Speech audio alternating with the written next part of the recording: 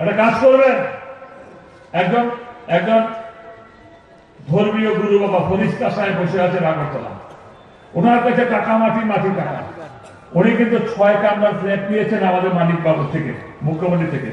উনি কিন্তু ইনোভা গাড়ি ছাড়া চলেন না, ওনার কিন্তু আমার 2-3টা সিকিউরিটি লাগে। তিনি কিন্তু গরিবের নেতা, চিনছেন কে?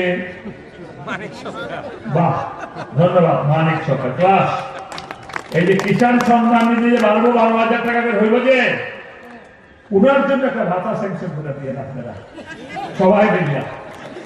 উনি ওনার ঘর নাই, সাংবাদিক আমার ঘর নেই, আমার বাড়ি নেই, আমার ব্যাংকের অ্যাকাউন্ট নেই, তুই খান কিভাবে, চলেন কিভাবে, পিনপিনা কাপড় পরে কিভাবে? এ হচ্ছে বাটপা।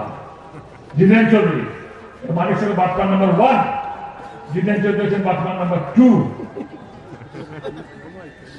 আমি জানি, কিন্তু আমি পদ এবং গোপনীয়তার শপথ নিয়েছি, আমি বলতে পারবো না। পদ এবং গোপনীয়তার শপথ নেওয়ার কারণে আমি বলতে পারি না, কিন্তু ওনার যে ডিমান্ড, ওনার যে চাহিদা, আম্বানিকে পিছনে ফেলে দেবে।